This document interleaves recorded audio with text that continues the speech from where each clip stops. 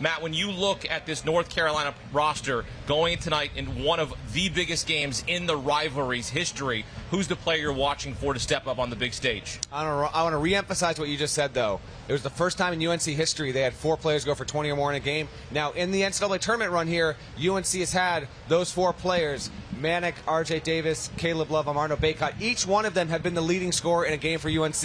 I think it sets up well for them. Brady Manek's the guy, though. I say that as my personal opinion and having talked to a number of coaches who have faced UNC, talked to them over the past few days. Manek's averaging better than 20 points a game in this NCAA tournament. He is a defensive liability. You are going to see Duke try and expose that as frequently as it possibly can, because remember, UNC has the Iron 5. It's got that starting 5. There's not a lot of depth here. Manek has to stay on the floor because of what he does offensively.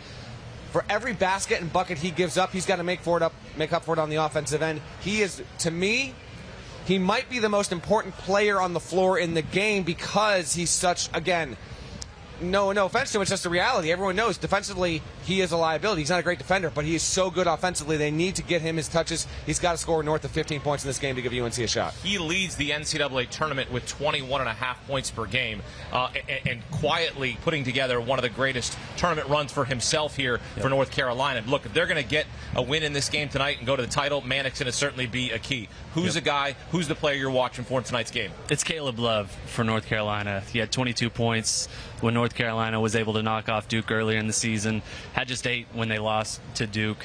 I think Mark Williams is going to be able to patrol the paint for Duke tonight. I don't think Armando Bacot is going to have a huge game. He's coming off a game where he had 20 points and 22 rebounds. I think Mark Williams will be able to keep Bacot out of the paint. This is going to be a huge Caleb Love game. RJ Davis is going to play a huge role. The backcourt for North Carolina is going to be very, very important if the Tar Heels are going to be able to pull off the upset tonight.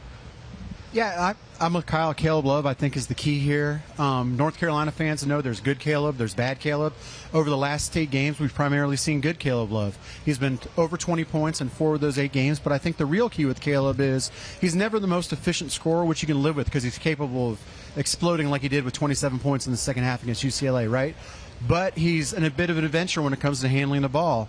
Over that same 8-game period, he has only turned the ball over more than twice in one game, which coincidentally was the Baylor game, where they had to survive a furious rally. So if Caleb takes care of the ball, in addition to what he can do with his scoring tonight, then he really makes a difference for them. Yeah, he changed his shoes at halftime of that UCLA game. He had 3 in the first half, 27 in the second half. It's got to be the shoes, right? For North Carolina, Caleb Love, you love to see that. All right. Do you want a sports network that delivers everything that matters about the game? The highlights, the picks, the instant analysis, no yelling, no fake debates, no politics. Hit the subscribe button and never miss a moment.